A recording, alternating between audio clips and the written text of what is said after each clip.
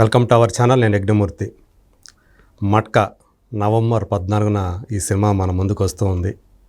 వరుణ్ తేజ్ హీరోగా నటించినటువంటి ఈ సినిమాతో కరుణ్ కుమార్ మన ముందుకు ఆ మట్కా అనే గేమ్ని ఒకప్పుడు అసలు ఎలా ఆడేవారు, ఏంటి, ఆ మట్కా కింగ్ కథ ఏమిటి, ఇదంతా కూడా మన ముందుకు తీసుకువస్తూ ఉన్నారు.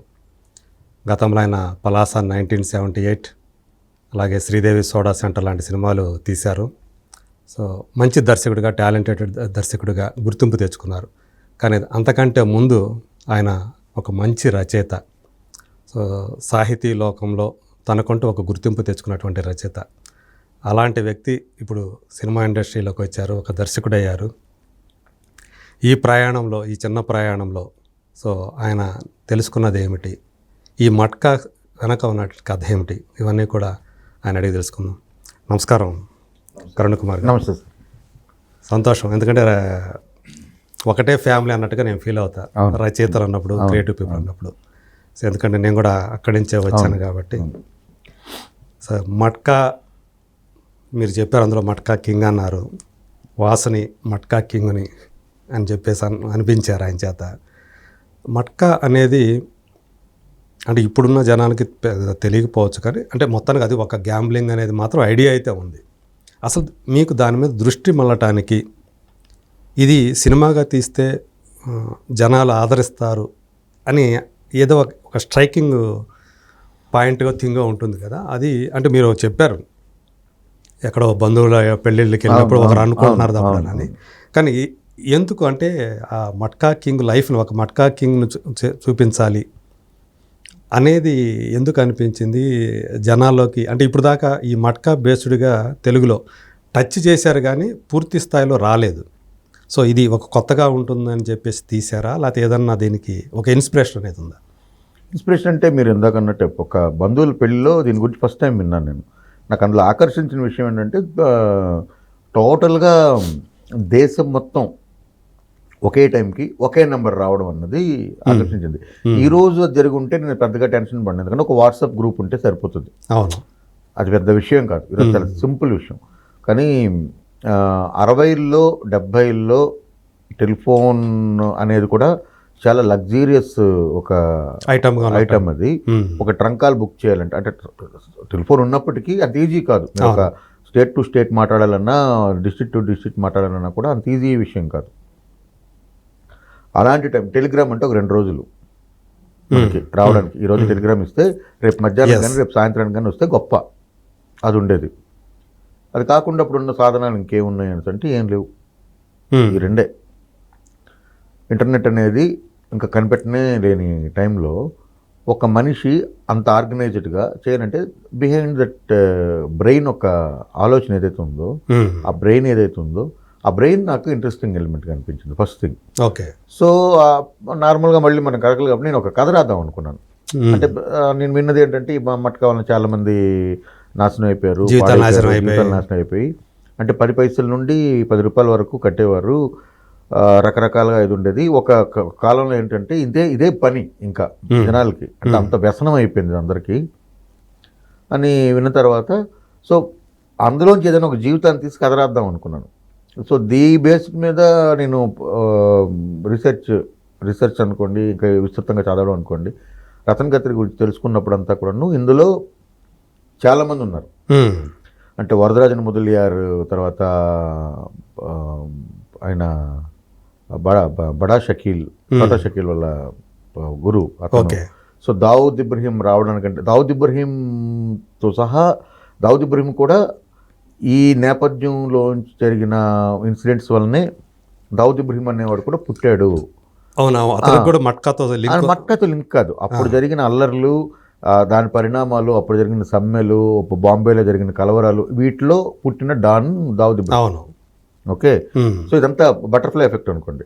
సో మళ్ళీ ఇప్పుడు దావుద్ వదిలేసి మనం ముందుకెళ్తే రతన్ ఖత్రి అనే ఆయన వచ్చి అతను కళ్యాణ్ అనే ఇండియాకి వచ్చాడు, పాకిస్తాన్. అవును, కరాచీ బేస్డ్ కదా. ఆయన వచ్చి కళ్యాణ్ మట్కా ఒక నడుస్తుండేది యాక్చువల్గా, అక్కడ పనిచేశాడు. అది చాలా లిమిటెడ్ మట్కా, అంటే చిన్నది, ఒక అక్కడ వరకే పరిమితమైన ఒక చిన్న గ్యాంబ్లింగ్, సరదాగా ఆడుకునే ఒక, అంటే ప్యాకెట్ క్లబ్ లాంటిది అనుకోండి, అలా చేస్తుంది. ఆ కళ్యాణ్ మట్కా నుండి అది రతన్ ఖత్రి క్యాప్చర్ చేసి ఓ 23-24 ఏళ్ల వయసులో దాన్ని రతన్ మట్కాగా మార్చేసాడా? అతను దాన్ని మట్కా చేసి దాన్ని వేరేలాగా దేశం మొత్తం ఆర్గనైజ్డ్ క్రైమ్ కింద చేశాడు. క్రైమ్ అంటే గ్యాంబ్లింగ్ కింద చేశాడు. సో ఇది ఈ టోటల్ జర్నీ చదువుతున్నప్పుడు ఇందులో సో మొత్తం మీరు రతన్ ఖత్రి కథ అంతా చదివేశారు? రతన్ ఖత్రి కథ కాకుండా రతన్ ఖత్రి జీవితాన్ని నేను చదవాల. ఓకే. మట్కాలో రతన్ ఖత్రి పాత్ర ఏంటన్నది అయితే నేను చదివాను. సో దాని చుట్టూ జరిగిన ఇన్సిడెంట్స్, అప్పుడు జరిగిన ఒక మీటింగ్ అయితే వరదరాజన్ మొదలు అంటే బాంబేలో ఉన్న డాన్స్ అందరూ కలిసి అతను పిలిచారు. అందరూ పిలిచి అతన్ని కూర్చోబెట్టి అడిగారు వాట్ ఈజ్ వాట్ అంటే ఆ మీటింగ్కి వెళ్తున్నప్పుడు అతను తెలుసు అయితే వస్తే ప్రాణాలతో వస్తున్నాం లేకపోతే లేదన్నది తెలుసు. అయినా అతను వెళ్ళి అక్కడ మాట్లాడుకొని ఒక ఏరియా వరకు నాది, మిగతా ఏరియాలన్నీ మీరు తీసుకోండి, నేను గోల్డ్ స్మగ్లింగ్ దీంట్లోకి రాను, ఇది నా వరకు, దీంట్లోకి మీరెవరు రావద్దు, ఇది ఒప్పందం, నేను అసలు స్మగ్లింగ్ గోల్డ్ మిగతా మీరు ఏం చేస్తున్నారో దాంట్లోకి ఎక్కడికి అసలు నేను రాను, కానీ ఇది నాది, నా బ్రెయిన్ చైల్డ్, నేను చూసుకుంటాను అని చెప్పి వాళ్ళని ఒప్పించి వచ్చేసి మీరు మిగతా ఒక 10 ఏరియాలు అడిగాడండి బాంబేలో, ఈ ఏరియాల వరకు నావి, మిగతా దగ్గర ఎవడైనా ఏదైనా నడిపించుకోవచ్చు, బట్ నంబర్ మాత్రం నేనే ఇస్తాను. ఓకే. నంబర్ మాత్రం ఇదే, మీ దగ్గర కూడా అదే వెళ్ళాలి. మిగతా వాళ్ళు ఆ రెవెన్యూతో నాకు అంటే ఇలాంటి ఒక చారిత్రాత్మకమైన మీటింగ్ ఒకటి జరిగింది. సో ఇవన్నీ ఇన్సిడెంట్స్ నేను తీసుకున్నవి. సో ఇందులో చూసినప్పుడు ఒక ర్యాగ్స్ టు రిచెస్ స్టోరీ కదా అది. అంటే ఒకడు సిస్టమ్ని తొక్కుకుంటూ సిస్టమ్ నుండి దీనికుంటూ అంటే ఇక్కడ నాకు సామ్రాజ్యాన్ని ఒకదాన్ని అంటే అయితే ప్రతి పెద్ద క్రిమినల్ వెనుక ఒక క్రైమ్ సామ్రాజ్యాన్ని స్థాపించిన వెనక అట్లా ఒక బ్యాక్ స్టోరీ ఖచ్చితంగా ఉంటుంది. అంటే ఏంటి, ఎందుకు ఊరికి ఒక మనిషికి అది అనిపిస్తుంది అంటే ఆ జర్నీ అక్కడ ఏం నొప్పి నడిచిందో ఆయనకి ఎంత కసి మీద వచ్చాడో, నేను ఏదో ఒకటి చెయ్యాలి కదా అనుకుని వచ్చి ఉంటాడు కదా. సో ఆ పెయిన్ ఏదంటే మనకు తెలియదు, మనం ఎంతసేపు ఈ లైఫ్ మాత్రమే తెలుస్తుంది, మనకు అంతే తెలుసు. అంటే మనం ఏం చదువుతున్నాం, మనం ఏం చూస్తున్నాం అన్నది మనకు తెలుసు, వెనక అట్లా ఒక లైఫ్ ఉంటుంది కదా. సో అలాంటి లైఫ్ వైజాగ్లో చాలా మందికి సిమిలర్గా ఉందండి. వైజాగ్లో చాలా అంటే వైజాగ్ మా అత్తవారు ఊరు కాబట్టి నాకు తెలిసినంత, నేను వైజాగ్లో ఒక 6 ఏళ్ళు ఉన్నాను. వైజాగ్లో ఎక్కడ మీ అత్తగారు? దొండపర్తి. ఓకే. అంటే నాకైతే గాజువాక పరిసర ప్రాంతాలు కొంచెం, గాజువాక అసలు వైజాగ్ కాదు, గాజువాక వేరే, బట్ అక్కడ ఉక్కు నగరం ఉంది కదా, ఉక్కు నగరంకి వెళ్ళేవాడిని, మా మేనమామ ఉండేవాడు. అవునా, ఓకే.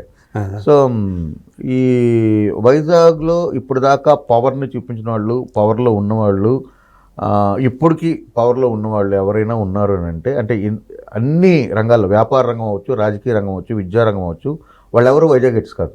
ఓకే. ఈ రోజు వరకు కాంతి సిగులకు వచ్చిన వాళ్ళే రకరకాలు బయటగా, అంటే నెల్లూరు నుండి వచ్చి స్థిరపడిన వాళ్ళు ఉన్నారు, గుంటూరు నుండి వచ్చి స్థిరపడిన వాళ్ళు, విజయవాడ నుండి వచ్చి స్థిరపడిన వాళ్ళు ఉన్నారు. ఇప్పుడు వ్యాపార రంగం దగ్గర నుండి చూసుకుంటే మీరు ఏదైనా సరే, మీరు ఆల్ టాప్ పేర్లు నేను అవసరం లేదు, మీరు జస్ట్ వైజాగ్ తాలూకా మేజర్ బిజినెస్లు చూస్తే బట్టలు కానీ, నగలు కానీ, లేకపోతే ఎడ్యుకేషన్ కానీ, అన్ని రాజకీయ రంగంలో కానీ ఎవ్వరు కూడా వైజాగ్లో పుట్టి పెరిగినోడు ఒక్కడు కూడా అందులో లేడు ఈ రోజు వరకు. సో సేమ్ సిమిలారిటీస్ బాంబే కూడా అంతే. బాంబే వాసులు ఎవరు అంటే ఎవరికి తెలియదు. బాంబే మిక్స్డ్ కాస్మోపాలిటన్ కల్చర్, ఇది అదే కల్చర్ వైజాగ్లో ఉంటుంది. సో ఇది నేను ఇప్పుడు ఇది ఇండియా వైజ్ సినిమా ఇప్పుడు తీస్తానని నేను ఆ రోజు అనుకోలేదు కదా. నేను అనుకున్నది అంటే వైజాగ్లో జరిగిన ఒక కథ. అంటే బర్మా నుండి వచ్చి వైజాగ్లో స్థిరపడిన ఒక కాలనీ ఉంది, బర్మా కాలనీ అంటారు, అది కంచరపాలెం ఎగువ అటువైపు ఉంటుంది. సో అక్కడ నుండి చాలా మంది సూపర్ దాదాలు, సూపర్ రౌడీలు, సూపర్ పవర్ఫుల్ పీపుల్ అంతా చాలా మంది అందులోంచి వచ్చారు. వైజాగ్ ఒక టైంలో ఏలేరాళ్ళు. సో అక్కడ నుండి ఇక్కడికి వచ్చి ఇక్కడ ఎదిగిన వాడు ఒక కథ అని అనుకుంటే, వైజాగ్లో ఉండే కల్చర్ అంతా కూడా నాకు అంటే ఒకప్పుడు నైట్ క్లబ్స్ ఉండేవి, ఈ మట్కా అనేది విపరీతంగా నడిచేది, వైజాగ్లో చావుల మతం ఉంది. సో మన షిప్పుల నుండి వచ్చిన ఫారినర్స్ వీళ్ళంతా కూడా పోర్ట్ ఉంది వల్ల వాళ్ళు షిప్పుల నుండి వచ్చిన షిప్ ఒక 2 రోజులు ఉంటుందండి, లోడింగ్ అన్లోడ్ 2 రోజులు ఉంటుంది, కొంచెం 10 రోజులు కూడా ఉంటుంది. ఈ 10 రోజులు వాళ్ళకి ఏంటి ఆట విడుపు అంటే సముద్రం, అంటే పొద్దున్న లేస్తే సముద్రంలో ఉంటారు కాబట్టి సముద్రం ఆట విడుపు కాదు. అది కాకుండా వాళ్ళకి షోర్లో బయట మైదాన ప్రాంతంలో ఏముందంటే సినిమాకి వెళ్ళాలి. చావుల మధు అనే ఒక రెడ్ లైట్ ఏరియా ఉండేది, ఆ ఏరియా క్యాసినోస్ ఉండేవి, క్లబ్స్ ఉండేవి. సో మీకు ఇవన్నీ తెలుసుకున్నప్పుడు వీటి బ్యాక్గ్రౌండ్లో కథ రాస్తే అప్పుడు పీరియడ్ని సృష్టించగలిగితే బాగుంటుంది అన్నది మొదటి ఐడియా, బీజం పడింది. అంటే తెలుగు ఇంతవరకు మన తెలుగు సినిమాల్లో ఏ సినిమాలో అయినా సరే ఇలాంటి ఏమైనా కనిపించాయి మీకు? అంటే క్లబ్లనే మనకు చాలా సినిమాల్లో లేదు, ఈ సినిమా మనకి 80s ఎక్కువగా వచ్చాయి కదా. అవును, ఈ నైట్ క్లబ్లు అనేవి క్లబ్ డాన్స్లు అనేవి కామన్గా ఉండేవి 70s 80s వచ్చిన సినిమాల్లో. అవును. కాకపోతే లైఫ్ గురించి ఎప్పుడు కూడా చెప్పలే అప్పుడు వాడు దాంట్లో. అవును. ఊరికే ఆ డాన్స్ అదేంటంటే ఒక క్లైమాక్స్ ముందు ఒక సాంగ్ గురించి ఒక ఉండే అటు విలన్ డెన్ అనగానే ఒక క్లబ్ అట్మాస్ఫియర్ ఉండేది. ఇది అలాగే ఇందులో క్లబ్ అనేది ఒక పార్ట్ సినిమాలో. ఇందులో ఒక విలన్ తాలూకా అది కూడా ఒక పాత్ర. ఆ క్లబ్ అనేది ఒక part of the film. Part of స్టోరీలో. ఇందులో ఐటమ్ సాంగ్స్ ఏం లేవు, క్లబ్ డాన్సులు అని అనడానికి లేవు. రెండు క్లాసీ, అంటే అది ఐటమ్ సాంగ్ కాదు, అది కాదు, క్లబ్ లో జరిగే సాంగ్ అంతే. అంతే. అంటే క్లబ్ డాన్స్ అంటే మనకు వచ్చే ఆ ఇమేజ్ ఏదైతే ఉందో అందులో అదేమో అది కాదు, స్కిన్ షో ఏం ఉండదు, అలా ఏం చేయలేదు. ఓకే. ఆమె ఓనర్ ఆఫ్ దట్ క్లబ్, ఆమె ఒక పార్ట్నర్ ఆ క్లబ్ లో. ఓకే. సో మీరు కథ రాసుకున్నప్పుడు ఊహించుకున్న యాక్టర్ అయినా వరుణ్ తేజ్ లేకపోతే వేరే వాళ్ళు అనుకున్నారు? లేదు, కథ రాసుకున్న తర్వాత నేను ఒక 4-5 దీనికి సరిపోతారని అనుకున్నాను. అంటే కథ రాసుకున్న తర్వాత హిందీలో చేయాలని ఆశ పుట్టింది నాకు. అప్పుడు నేను 2 సినిమాలు చేసేసాను కాబట్టి హిందీలో ట్రవిత్ అనుకున్నాను, హిందీలో ఒక యాక్టర్ అనుకున్నాం. ఈ చేద్దాం అనుకున్నప్పుడు ఇది నేను యాక్చువల్గా చేద్దాం అనుకున్నది ఒక మాసీ క్లాసీ 2 లుక్స్కి బాగుండాలి, ఆజాన్ బాహుడై ఉండాలి, బాగుండాలి, ఇదంతా అని ఇది నడుస్తూ ఉంది. కానీ ఎవరు అన్నదైతే నాకు ఇది లేదు. నాకు హిందీలో ఒక 2 పేర్లు ఉన్నాయి అంతే. ఇప్పుడు చేయలేదు కాబట్టి ఆ పేర్లు నేను హిందీలో ఒక 2 పేర్లు అనుకున్నాను, అయిపోయింది. సో అది ఎప్పుడైతే తెలుగు వాళ్ళైతే ఇబ్బంది కానీ హిందీ వాళ్ళైతే చెప్పుకోవచ్చు పేర్లు. అలాగే కాదు, అయిపోయింది, సినిమా అయిపోయింది కదా, ఇంకెందుకులే అని అది చెప్పట్లేదు. అది పెద్ద అంత ఇంపార్టెంటో దాచుకునేది కాదు, కానీ ఫైన్, అది అయిపోయింది. ఓకే. సో వైరా ఎంటర్టైన్మెంట్స్కి నేను కథ చెప్పడానికి వెళ్ళినప్పుడు ఇప్పుడు వాళ్ళు చెప్పారు, వరుణ్ గారు మనతో సినిమా చేస్తానంటున్నారు సార్, వరుణ్ గారికి ఏదైనా కథ ఉందా అంటే, నేను 3 కథలు ఉన్నాయి, వాళ్ళకి 3 కథలు చెప్పాను, 3 కథలు నచ్చాయి. విజేంద్ర రెడ్డి గారు, సివి మోహన్ గారు విన్నారు అప్పుడు. 3 నచ్చాయి. నచ్చిన తర్వాత వరుణ్ గారికి ఏ సినిమా ఇందులో సూట్ అవుద్దో చెప్పండి, ఆయన మనం చేయడానికి రెడీగా ఉన్నాం, ఆయన మనతో సినిమా చేయడానికి రెడీగా ఉన్నారు అనగానే డెఫినెట్లీ మట్కా ఇప్పుడు అక్కడ వెంటనే నేను 4 రోజులు టైం తీసుకుని స్కెచ్లు వేయించాను. అంటే లుక్స్ అన్నీ, దానికి ఇన్స్పిరేషన్ అంతా చిరంజీవి గారు. మళ్ళీ చిరంజీవి గారి పాత లుక్స్ అన్ని, ఆయన కూలీగా ఉన్న లుక్ దగ్గర నుండి మీరు సినిమా చూస్తే మీకు అర్థం అవుతుంది నేను చెప్పండి. సో అందులోంచి తీసి గోండా లుక్స్, అన్ని ఆ రోజుల్లో చేశాడు కదా ఆయన. సో అన్ని లుక్స్ని దాని నుండి ఇన్స్పిరేషన్ తీసుకుని, ఎందుకంటే హెయిర్ స్టైల్, మీసు కట్టు, ఇదంతా కూడా తీసుకొని స్కెచ్లు వేసుకుని ఎస్ అనుకొని ఇంకా ప్రొసీడ్ అయిపోయాను. ఓకే. మీరు అనుకున్నట్టు అట్లాగే చూస్తే, అంటే ట్రైలర్లో చూస్తే కరెక్ట్గా అట్లాగే ఉంది. మట్కా అంటే ఒక రైల్వే కూలీని ఎలా మట్కా మార్కెట్ కూలీ. సో అంటే రైల్వే స్టేషన్లో కనపడినట్టున్నాడు కాదా? అది లేదు. ఓకే. రైల్వే స్టేషన్ అనేది వేరే సినిమా. చూడండి, నేను మీరు మొత్తం కథ నా దగ్గర తీసుకున్నాను. రిలీజ్ ఇది మనది ఎటు తిరిగి పబ్లిష్ అయ్యే టైంకి సినిమా కూడా రిలీజ్ అయినప్పటికీ రైల్వే స్టేషన్కి ఆయనకి ఏం సంబంధం లేదు. ఒక మామూలు అంటే కూలీ, మార్కెట్ కూలీ అంటే ముఠా మేస్త్రి గుర్తు చేసుకోవచ్చు, అలా చేసుకోవచ్చు. ఓకే. సో మీరు అనుకున్న దానికంటే మించి బాగా చేశాడని చెప్పేసి అది 500 రెట్లు బాగా చేశారు. గద్దలకొండ గణేష్లో కొంచెం ఆ లుక్ కనపడింది, అంటే ఆయన ఉంగరాల జుట్టు ఇలా క్రాఫ్ట్ చేసి. సో కానీ ఎక్కడ మీకు గద్దలకొండ గణేష్లో ఉండే ఒక్క లుక్ కూడా ఇందులో లేదు అసలు. మీకు అది ఏమీ అసలు లేనే లేదు ఇందులో.